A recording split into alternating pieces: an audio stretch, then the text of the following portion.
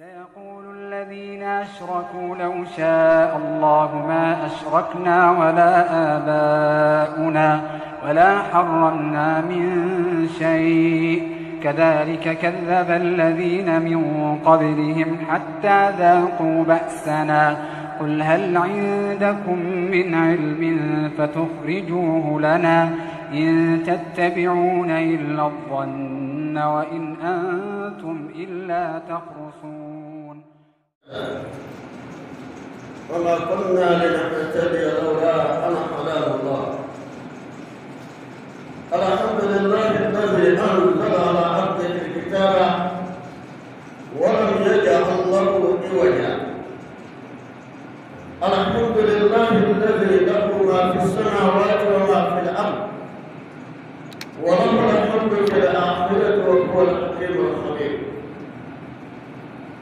من يهد الله فهو المهتد ومن يضلل فلن تجد له وليا مرشدا واشهد ان لا اله الا الله وحده لا شريك له واشهد ان محمدا عبده ورسوله صلى الله عليه وسلم وعلى اله وصحابته والتابعين لهم بالاحسان الى يوم الدين سبحانك لا علم لنا الا ما علمتنا انك انت العليم الحكيم رب اشرح لي صدري ويسر لي امري واحلل عقدة من لساني يفقهوا قولي. La louange à Allah, Seigneur de l'univers, le tout miséricordieux, le très miséricordieux. Louange à Allah qui nous a guidés à l'islam, à la foi pure. Nous n'aurions pas été guidés si Allah ne nous avait pas guidés. Louange à Allah qui a fait descendre sur son serviteur Mohammed sallallahu alayhi wa sallam les livres et il n'a point introduit de tortuosité ni d'ambiguïté. Louange à Allah lui appartient tout ce qui est dans les cieux sur la terre, à lui la louange dans l'au-delà. Celui qui a guidé, c'est lui le bien guidé. Et quiconque s'égare, tu ne trouveras aucun avenir pour ma personne. Qu'Allah nous guide sur le droit chemin. J'atteste qu'il n'y a point de divinité qu'Allah, l'unique Seigneur qui n'a pas d'associé à sa royauté, et atteste que Mohammed est son serviteur, son messager, que la paix, le salut d'Allah, sa miséricorde soit sur lui, sur sa famille croyante et tous ses compagnons sincères et tous ceux qui les suivirent et les suivront jusqu'au jour dernier. Chers fidèles, il est de grande importance de reconnaître les biens d'Allah pour l'exprimer par la langue et par nos actes. Nous sommes au vendredi et une journée de grande importance qui n'est pas comme les autres journées. Une journée qu'Allah a privilégiée sur les autres journées. Une journée qu'il a fait comme moyen pour nous repentir, moyen pour nous rapprocher davantage de lui et à faire de cette journée un grand rassemblement qui nous éduque la cohésion sociale, la compréhension mutuelle et pourquoi pas la réconciliation entre nous. Nous rendons grâce à Allah, nous le louons pour tous ces bienfaits. Aujourd'hui, nous allons parler des œuvres surrogatoires et leurs avantages. Les œuvres surrogatoires, les œuvres facultatives et leurs avantages. Les surrogatoires est ce que la plupart des musulmans en commun savent et appellent en commun Nafila ou Nawafil. Les actes de Nafila. Et quand on parle des choses facultatives, c'est-à-dire les Nawafil, Cela concerne tous les actes facultatifs rattachés aux piliers obligatoires, ainsi que les actes facultatifs relatifs au comportement et à la volonté propre de l'homme. Allah est le tout miséricordieux. Il a créé l'homme. Il l'a doté de faiblesse et de force, et tout comme de la faiblesse. Allah a doté de l'homme la force tout comme de la faiblesse. Et il a institué la religion et a fait de cette religion un moyen de pratique pour donner à l'homme la chance d'atteindre à la force. Lorsqu'il perd cette force ou lorsqu'il est tenté de perdre la force. Donc le sens de la religion dans la vie de l'homme, c'est de donner la force. Il s'agit de quelle force? Cette force comprend les penchants spirituels de l'homme. Dieu a créé l'homme de deux situations. Un côté spirituel tout comme un côté matériel. L'homme est composé de spirituel et est composé de matériel. Donc il a une volonté spirituelle et puis avoir la volonté matérielle. Mais lorsque l'une de cette volonté prend le dessus, alors l'homme a un comportement allant dans le sens de cette volonté. Lorsque le penchant spirituel prend le dessus, l'homme a toujours un comportement spirituel compatible à sa religion. Et lorsque le penchant matériel prend le dessus, l'homme a toujours des actes qu'il pose incompatibles aux enseignements de sa religion, incompatibles à la paix sociale et incompatibles à la volonté de ses semblables. Voilà pourquoi Allah fait de la religion un moyen pour entourer l'homme, de par ses enseignements, de par ses pratiques, pour que l'homme soit toujours dans sa nature humaine. Et cette nature humaine, et ce rôle humain n'est autre que je n'ai créé les djinns et les hommes que pour qu'ils m'adorent. Allah a dit pour la raison pour laquelle il nous a créé, c'est ça. Et pour que nous soyons dans cette situation humaine et de rôle humain, et Allah nous a entouré de beaucoup de moyens pour pouvoir entretenir cette spiritualité, qu'il faudra que ce penchant soit plus grand que le penchant matériel. C'est la raison pour laquelle le dernier messager Mohammed sallallahu alayhi wa sallam, après plusieurs prophètes qui ont parcouru la terre et leur forme d'adoration, le dernier messager, Mohammed sallallahu alayhi wa sallam, Allah a prescrit des piliers d'adoration que nous connaissons, qui ne sont autres que les prières, le jeûne, la zakat et le pèlerinage. Le jeûne, la zakat et le pèlerinage, ce sont des pratiques variées et en des périodes aussi déterminées, c'est-à-dire variées, différentes sortes. Le jeûne diffère de la prière diffère du hajj, le hajj diffère de la zakat. Donc cela est varié et aussi chaque pilier a la période qu'elle a prescrit aux êtres humains pratiquant cette religion. Et chaque période et chaque pilier a sa période. Alors la période de Hajj est connue. S'il y a le temps de ne pas arriver, les musulmans ne se préparent pas pour le Hajj. La période de Zakat est connue par tous ceux-là qui ont les moyens, parce que la pratique est annuelle. Le Hajj est annuel, la Zakat est annuelle. Alors le jeûne obligatoire pour tous les mois n'est connu que le mois de Ramadan. Dans Ramadan. Alors si le mois de Ramadan n'est pas apparu, les musulmans ne jeûnent pas un mois tout entier. Et c'est ainsi que la prière, elle n'est pas annuelle, elle est journalière. Elle accomplit à certains aussi des heures déterminées au cours de chaque journée. Donc tous ces piliers, au-delà de tous ces piliers qui ne sont que des pratiques obligatoires, il y a des pratiques facultatives qui sont rattachées, que Allah les a enjoints à ces pratiques obligatoires.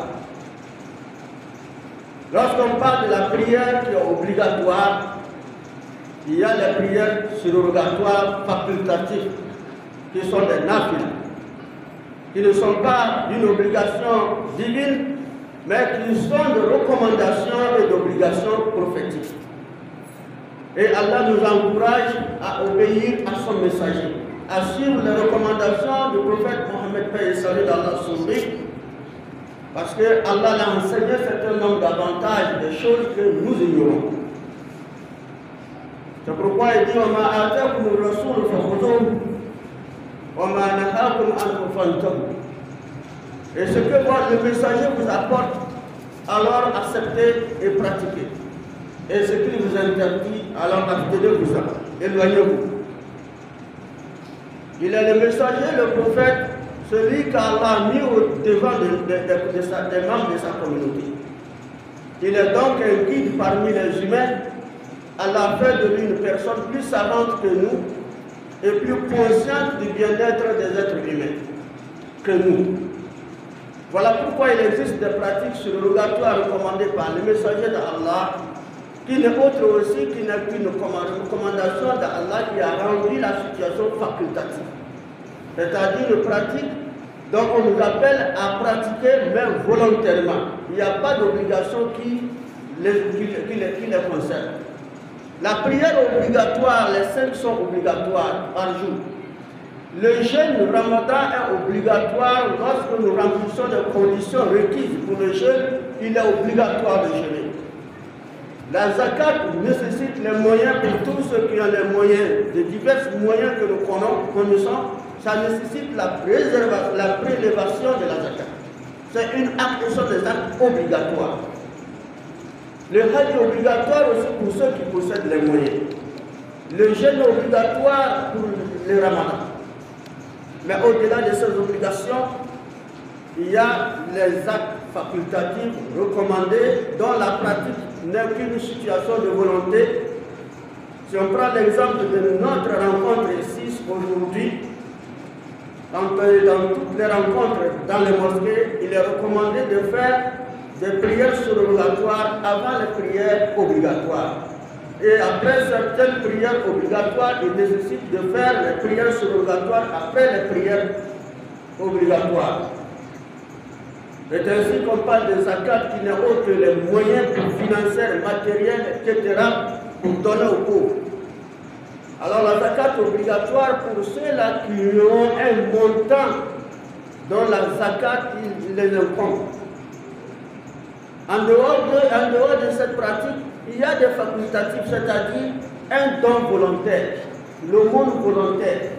Le monde facultatif, c'est comme une personne qui donne 1000 francs avec l'intention d'aider quelqu'un, 10 000 avec l'intention d'aider quelqu'un. Il donne de l'argent pour ceci, pour la mosquée, il arrange la mosquée, il finance les pauvres, il finance les orphelins. Et surtout avec la situation des réfugiés maintenant, il investit pour les aider à sortir des situations de solitude qui se retrouvent. Alors ce sont des actes obligés, c'est-à-dire facultatifs. Allah recommande aux musulmans de les pratiquer, mais ce n'est pas obligatoire. Mais quand on les pratique, les avantages que nous tirons de ces pratiques, c'est que nous serons récompensés. Quand on prie, la prière obligatoire de Azafat, on est récompensé. Si on ne prie pas, Allah va nous châtier. Si on jeûne le Ramadan, Allah nous récompense. Si on ne jeûne pas, Allah va nous châtier. Si on a les moyens, on refuse de faire zakat, Allah va nous châtier. Si on a les moyens, on refuse de faire le hajj, Allah va nous châtier. Mais si on ne donne pas au monde, Allah ne nous châtie pas, mais il ne nous récompense pas. Si on ne fait pas nafila, c'est-à-dire prière facultative, Allah ne nous châtie pas et on n'a pas de récompense non plus. Donc voilà la différence entre les actes obligatoires et recommandés à caractère dont la tradition est prophétique.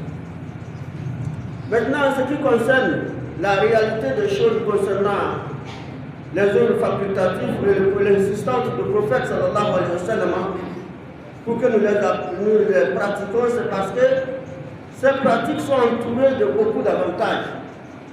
Et pour ceux qui connaissent les avantages, ne les négligent pas. Pour ceux qui connaissent les avantages, qui les entourent, ne les négligent pas, ils les pratiquent. Il ne dit pas parce que ce n'est pas obligé, donc je ne fais pas. Ce n'est pas obligé, je ne fais pas. Je n'ai pas obligé, je ne fais pas. Mais il dit, ce n'est pas obligé, je fais pour qu'Allah me récompense. Et quelles sont ces natures de récompense, Allah seul le sait. Mais ce que le prophète nous a expliqué un peu, les avantages, et surtout les savants aussi nous ont expliqué les avantages liés à ces pratiques. Et lorsque nous le connaissons, nous sommes motivés pour les pratiquer. Raison pour laquelle aujourd'hui nous sommes dans un mois de Shaban. Nous sommes dans le mois de Shaban. Ramadan et nous, ce n'est plus une question de mois. Le Ramadan et nous, ce n'est plus une question de mois, mais c'est une question de jours. Lorsque nous rentrons dans le mois de Shaban, ça veut dire que le mois de Ramadan s'approche à nous à grands pas. Et que maintenant, ce mois de Shaban aussi a sa qualité. Dieu a fait de ce mois de Shaban un mois que l'on doit considérer comme un mois sacré et accomplir aussi des œuvres surrogatoires dans ce mois. Il s'agit du jeûne du mois de Shaban. Le jeûne du mois de Shaban. Il nécessite à tous les musulmans de comprendre le sens de ce mois de Shaban et les avantages qu'ils peuvent tirer du jeûne selon leurs capacités au cours de ce mois. C'est un mois que la plupart de ceux qui connaissent l'importance du jeûne n'ont pas négligé. Surtout le grand savant, le messager de Mohammed sallallahu alayhi wa sallam n'a pas négligé. Et celui dont Allah a pardonné tous ses péchés, la promis que tous ses péchés sont pardonnés du passé et de l'avenir, alors qu'il n'était pas encore mort. Il n'existe nulle personne au monde où Allah a pardonné ses péchés passés et futurs, alors qu'il n'est pas encore mort, sauf le prophète sallallahu alayhi wa sallam. Mais en dépit du fait qu'Allah lui a pardonné, la nuit ne dort pas. Après la prière du Shaï, quand il se repose, il consacre une grande partie pour les nawafil, c'est-à-dire les prières facultatives. Mais Allah lui dit, je t'ai pardonné tous tes péchés. Un jour, Nana Aïcha a constaté que le prophète est resté tellement longtemps debout dans les prières de nuit jusqu'à ce que ses pieds ont commencé à s'enfler. Et son épouse, Aïcha, elle a eu pitié du prophète. Elle dit, mais comment? Tu ne te comprends pas. Allah t'a pardonné de passé et de futur. Maintenant, tu te peines pourquoi encore? Et le prophète répondit en disant, est-ce que ne serais-je pas un serviteur reconnaissant? Pour montrer à Allah ma gratitude, ma reconnaissance d'avoir pardonné mes péchés passés et futurs. Lui reconnaît qu'on a pardonné passé et futur, même s'il ne fait pas tout est déjà pardonné. Mais nous vivons dans des tas de péchés par jour, par heure même des tas de péchés. C'est nous qui devons plus nous consacrer aux œuvres surrogatoires pour demander plus de pardon d'Allah. Et lorsqu'on se consacre, il y a des mérites, il y a des avantages que nous pouvons tirer. Le premier avantage, c'est que ça nous éduque à la volonté. Lorsque nous prions, nafila ou facultatif, la prière facultative et toutes les prières facultatives, nous faisons des efforts sans négligence pour les accomplir. Cela nous cultive quoi? Ça nous enseigne quoi? La volonté. Lorsque nous jeûnons, le jeûne facultatif, qui n'est pas obligatoire, mais c'est nafila, alors cela nous enseigne ou bien cela nous éduque à la volonté. Lorsque nous donnons les aumônes, ça nous éduque à la volonté. Et ainsi de suite. Et cette volonté, deuxième chose que nous tirons des avantages des pratiques surrogatoires dans leur ensemble, prière, jeûne et aumône, alors cela nous éduque à la facilité. Ça nous éduque à la facilité, c'est-à-dire autant que nous sommes familiarisés avec les pratiques surrogatoires, les pratiques qui ne sont pas obligatoires, alors nous ne sentirons pas de difficulté dans l'accomplissement des pratiques obligatoires. La troisième chose, c'est que ça nous familiarise avec les œuvres de bienfaisance. Et la cinquième chose que nous méritons, c'est l'amour d'Allah. Et l'amour, lorsque nous méritons l'amour d'Allah et qu'Allah nous accorde son amour, alors nous avons toutes les chances d'être parmi les serviteurs d'Allah qui sont pardonnés lorsque nous commettons des péchés. Parce qu'Allah lui-même nous a affirmé clairement قُلْ إِن كُنتُمْ تُحِبُّونَ اللَّهَ فَاتَّبِعُونِي يُحِبُّكُمُ اللَّهُ وَيَغْفِرْ لَكُمْ ذُنُوبَكُمْ وَاللَّهُ غَفُورٌ رَحِيمٌ. Allah dit au prophète, j'étais assigné des obligations. Et je t'ai demandé également d'appeler à tes fidèles à ces obligations. Mais il y a aussi, je t'ai assigné aussi des facultatifs. Et je te demande de les appeler à la pratique des facultatifs. Mais dans ce cas, ceux-là qui pratiquent, alors dis-leur que si vous aimez Allah, parce que ça, ce n'est autre que l'amour d'Allah qui peut animer l'homme à être également se familiariser avec les pratiques surrogatoires. Une personne qui n'a pas l'amour d'Allah, qui n'a pas l'amour de l'islam, qui n'a pas l'amour de récompense, à faire des nawafil de ça le digne. Le jeûne facultatif, il s'en fout.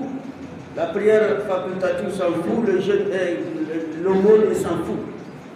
Ça prouve qu'il n'a pas d'amour envers Allah, ni l'amour de l'islam, ni l'amour des gens. Alors lorsque la personne se familiarise, Allah finit par l'aimer.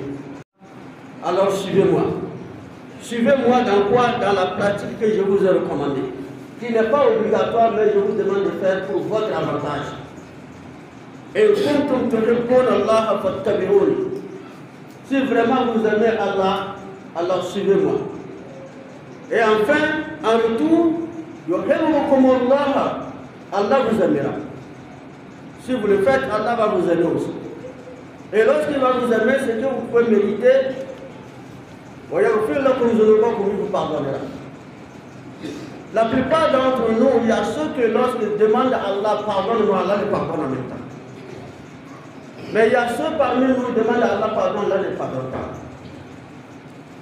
Tu n'as pas l'amour en moi, tu n'aimes pas ma religion, tu n'aimes pas ce que le prophète t'a recommandé, tu détestes ça, tu cherches quel pardon. Et moi je vais te pardonner pour quelle raison? Vous aurez toute la chance qu'Allah vous pardonne. Et toute personne qui a la chance d'être pardonnée à Allah, la personne a toute la chance dans ce bas monde et dans le monde. Parce que la plupart de nos souffrances sont nos péchés. Et la plupart de nos souffrances, de la souffrance de l'être humain dans la tombe, c'est le péché. Et la plupart des choses qui feront de l'homme une grande souffrance le jour de la résurrection, c'est le péché. Mais lorsque Allah nous prélève, et ça dit nous préserve contre les péchés et nous pardonne nos péchés, alors nous avons toute la chance qu'Allah fasse que nous soyons inscrits parmi les chances.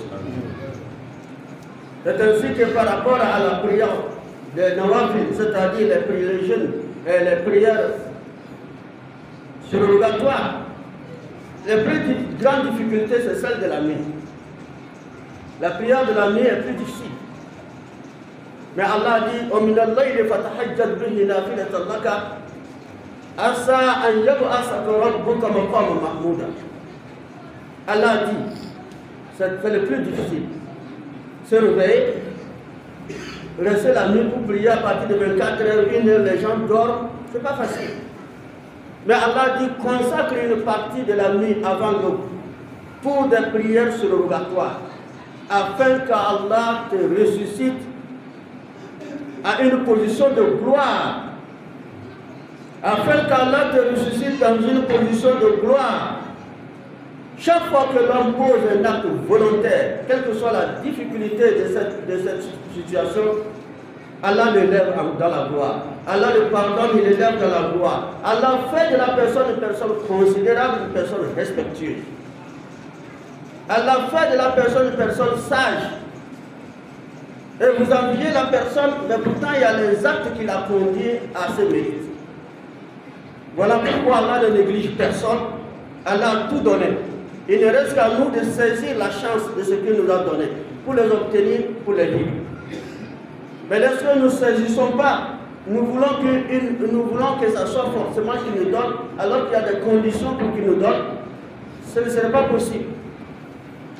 Toute personne veut qu'on la qualifie de bonne personne. Nul ne veut qu'on la traite de voyous, de bandits, de traîtres, etc. En dépit du fait que les gens vivent ce comportement, il y a des moments qu'ils regrettent, il y a des moments qu'ils envient ceux qui sont bons. Et ils veulent être bons. Mais ce n'est pas la magie d'être bon, c'est de poser des actes qui conduisent à l'amour d'Allah et qui procurent également cette bonté. C'est ce que nous avons saisi comme message. Et les œuvres surrogatoires, les prières surrogatoires, les jeûnes surrogatoires, les aumônes surrogatoires sont des portes pour les atteindre. Sont des portes pour atteindre cette gloire, pour atteindre également ce pardon de Dieu, pour atteindre l'amour de Dieu. Et ce sont des portes aussi qui nous familiarisent avec la volonté d'agir sans être contraint, sans être demandé. Il y a beaucoup de gens, si on ne le demande pas, ils ne donnent pas. Et si on le demande pour donner encore, c'est difficile. Il y a les gens, si on ne le demande pas, lui ne donne jamais. Même sa propre femme, même ses propres enfants. Si on n'a pas ouvert la bouche pour dire papa, donne, au moins donne-moi quelque chose, il ne donne pas.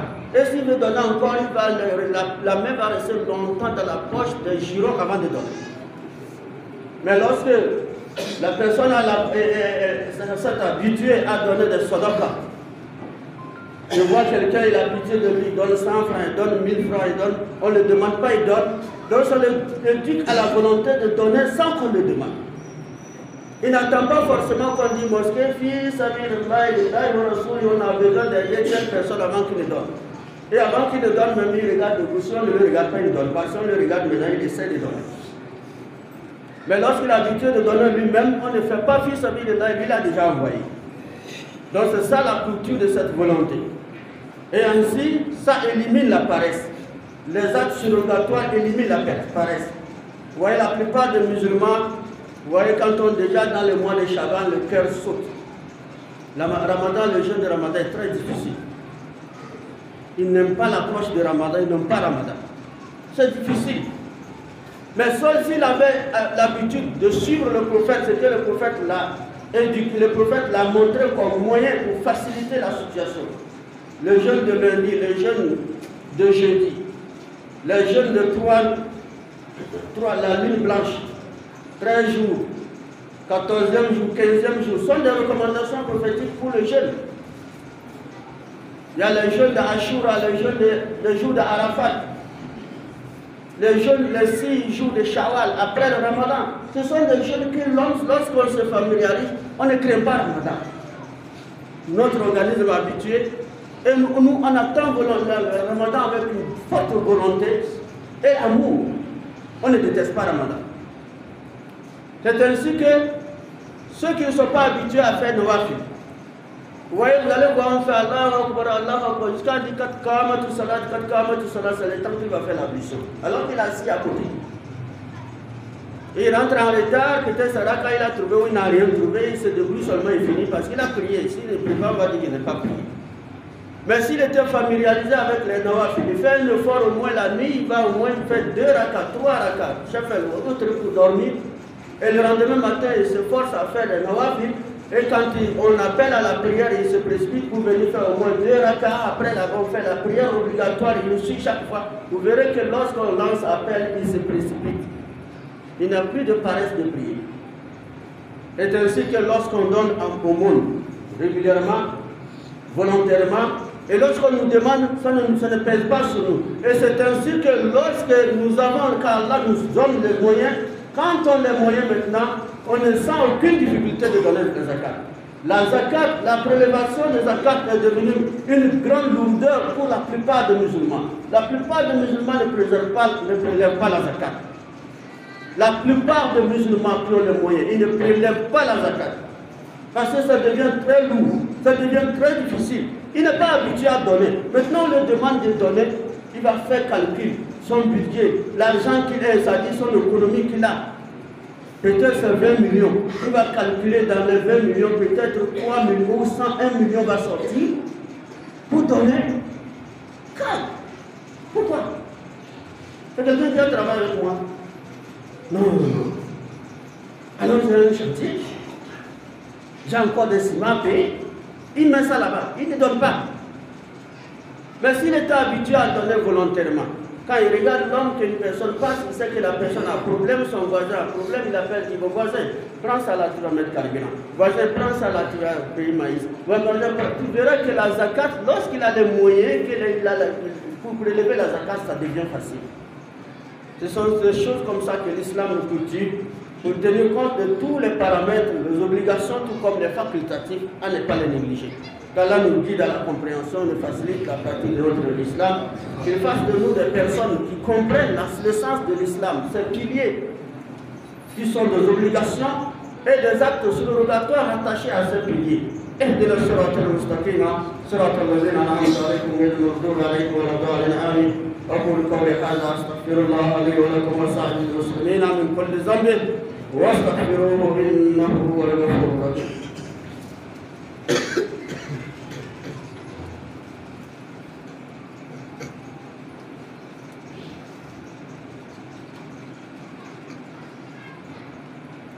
الحمد لله رب العالمين الحمد لله وكفى وصلى الله على سيدنا ونبينا محمد وآله وصحبه وسلم تسليما كثيرا. Chers fidèles, les avantages sont énormes. Et Allah ne veut pas qu'on se joue de mauvais rôles. On ne choisit pas les mauvais rôles pour nous jouer dans ce bas monde. Allah nous a aimés, il nous a tout donné. Il nous a montré ce qu'il faut pour nous, pour que nous soyons heureux ici-bas et dans l'autre. Alors si nous choisissons autre camp, autre situation de vie contraire à ça, ça n'engage que nous. Mais Allah est miséricordieux et bienfaiteur. Qu'Allah fasse que nous reconnaissons ses bienfaits, nous saisissons ses bienfaits. Le prophète sallallahu alayhi wa sallam nous a cité un hadith qudsi. Lorsqu'on dit hadith qudsi, ce sont des hadiths, des paroles divines qui ne sont pas coraniques, mais c'est Allah qui a parlé au prophète. Allah subhanahu wa ta'ala dit que mon serviteur ne cesse d'accomplir les œuvres facultatives, les œuvres surrogatoires. Mon serviteur ne cesse de les accomplir jusqu'à ce que moi je l'aime. Et lorsque je l'aurai aimé, je serai les yeux avec lesquels il regarde. Je serai la bouche avec laquelle il parlera. Je serai les mains avec lesquelles il touchera. Et je serai les pieds avec lesquels il marchera. Et quand il m'appelle, je répondrai à son appel. Et quand il me sollicite, je lui donnerai. C'est Allah qui a dit ça. Dis-le, voilà ce que moi j'ai déclaré. Moi Dieu, dis, toi prophète que j'ai envoyé, dis à ta communauté.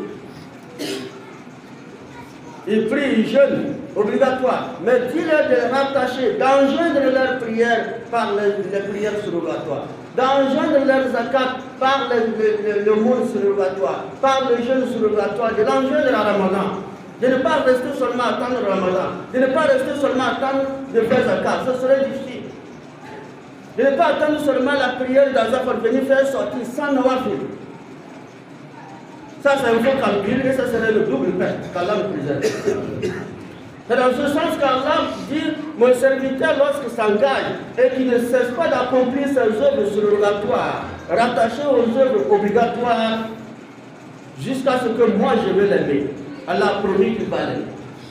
Et Allah dit, lorsque je l'aurai aimé, je serai les yeux avec lesquels il regardera. Les pieds et la bouche avec laquelle il parlera. Il y a des gens qui ne regardent pas n'importe quoi. Il y a des gens aussi, n'importe quoi, ils vont regarder. C'est vrai ou faux? Nous ne voulons pas regarder n'importe quoi. Familiarisons-nous avec les œuvres surrogatoires. Allah sera nos yeux et nous préservera. Familiarisons-nous avec les œuvres surrogatoires. Allah serait notre bouche. Il y a des gens qui ne parlent pas n'importe quoi.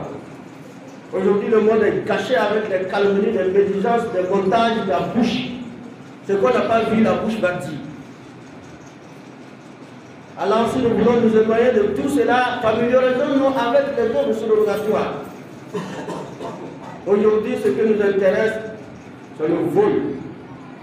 Parce que nous sommes dans un monde d'argent. Notre main va toucher tout l'argent qui passe dans notre main, c'est pour nous. Allah dit, je serai les mains avec lesquelles il touchera, il ne touchera pas haram.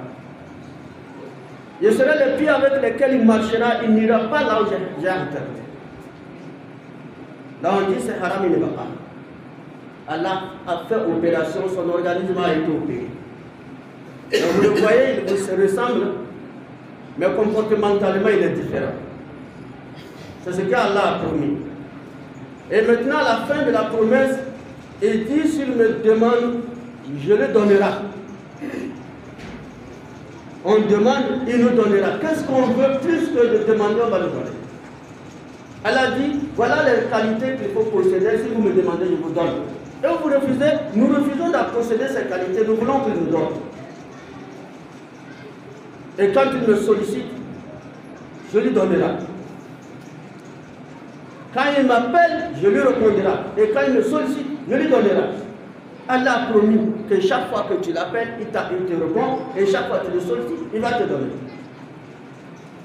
C'est pourquoi le prophète sallallahu alayhi wa sallam, en ce qui concerne les mois qui précèdent Ramadan, il a donné l'exemple de Rajab. Le mois lunaire, le 7e mois de lunaire qui est Rajab. Il dit Rajab ressemble aux nuages qui se forment à l'horizon.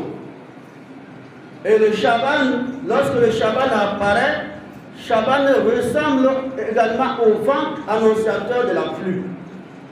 Le vent annonciateur de la pluie. Shaban est semblable au vent annonciateur de la pluie. Et il dit, Ramadan, qui est le 9e mois lunaire, c'est le mois qui est la pluie. Quand Ramadan apparaît, Rajab est les nuages, Ramadan c'est le vent qui souffle l'espoir de la pluie, et le Ramadan c'est la pluie elle-même. Et il nous dit dans cette pluie, jeûnez le mois de Shaban et jeûnez le mois de Ramadan. Et c'est pourquoi Aïcha radiyallahu anha a dit qu'il n'a jamais vu le mois que le prophète a consacré tout son temps, toute son énergie pour jeûner tous les mois que Ramadan. Le Ramadan, il jeûne tous les mois. Et il n'a pas vu dans le mois où le prophète a jeûné plus que les autres mois que Shaban. Il jeûne le Ramadan tous les mois, mais Shaban, il fait la moitié. Du premier jour à 15e jour. Alors si nous, les hommes ordinaires, nous, avec notre faiblesse, nous ne pouvons pas faire les 15 jours, quand même faisons le maximum ou le minimum. On a trouvé 2 c'est bon, 3 c'est bon, 4 c'est bon, 5 c'est bon, 15 c'est bon. Mais n'exagérons pas pour faire tout le mois. Ce n'est pas permis. Et n'exagérons pas à rester sans même un. Ça aussi, ce n'est pas compréhensible. Qu'Allah nous guide à la compréhension. C'est pourquoi Allah nous a été clair avec nous. Et nous dit, Inna akramakum indallahi atqakum. Les meilleurs d'entre vous sont ceux qui sont les pieux. Ce n'est pas ceux qui occupent une place d'autorité, de quelque chose, de richesse, de quoi. Mais s'ils le sont, ils sont pieux, c'est les meilleurs. Si c'est le pauvre qui est pieux, il est meilleur. Et la piété, c'est dans le sens de ce que est recommandé. Et la piété, c'est dans ce sens. C'est pourquoi Allah a contredit les Arabes. Les Arabes hypocrites qui sont présentés au prophète, Allah connaissait leur cœur, mais le prophète ne connaissait pas. Ils sont venus pour vanter leur foi. قالت الأعراب آمنا قل لم تؤمنوا ولكن قولوا أسلمنا ولما يدخل الإيمان في قلوبكم وإن تطيعوا الله ورسوله لا يلتكم من أعمالكم شيئا إن الله غفور رحيم. Quand le prophète est venu, il a commencé par appeler les gens aux actes qui entraînent à la piété, ce qu'il faut faire pour être pur, ce qu'il faut faire pour Allah va vous aimer, comme nous sommes en train d'expliquer. Certains ont quitté pour dire, moi j'ai la foi, nous avons la foi, hein. Nous avons la foi, nous on est blanc. Et Allah dit, hey, vous ne croyez pas. Si vous croyez, vous n'allez pas vanter, vous allez pratiquer. On ne parle pas, pratiquer. Dites tout simplement, nous sommes soumis. La foi même n'est pas dans votre cœur.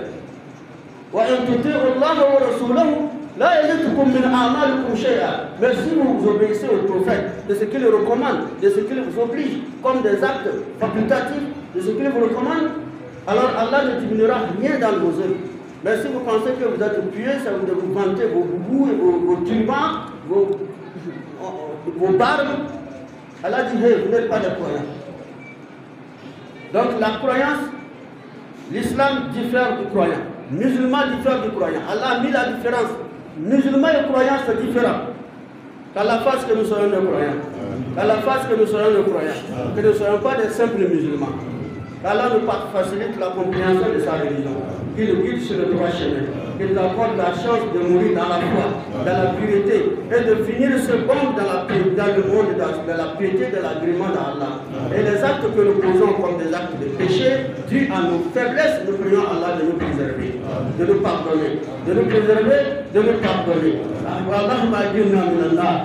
اللهم أجرنا اللهم أجرنا من النار اللهم أجرنا من النار اللهم أجرنا من كل أمر يقربنا إلى الله اللهم أدخلنا الجنة مع الأبرار برحمتك يا أرحم الراحمين يا رب العالمين اللهم فرج هم المحمومين ونفس كرب المكروبين وقض الدين عن المدينين واشف المرضى ومرضى المسلمين اللهم أصلح نيتنا وذريتنا اللهم اجعلنا من كل هم فرجا ومن كل ضيق مخرجا ومن كل بلاء عافية وأصلح اللهم من في سمائه سلام للإسلام والمسلمين ونسألك علما نافعا ورزقا واسعا وشفاء من كل داء اللهم أحسن عاقبتنا في الأمور كلها وأجرنا من خزي الدنيا وعذاب الآخرة توفنا مسلما وألحقنا بالصالحين ويا مقلب القلوب ثبت قلوبنا على دينك سبحان ربك رب العزة عما يصفون والسلام على المرسلين والحمد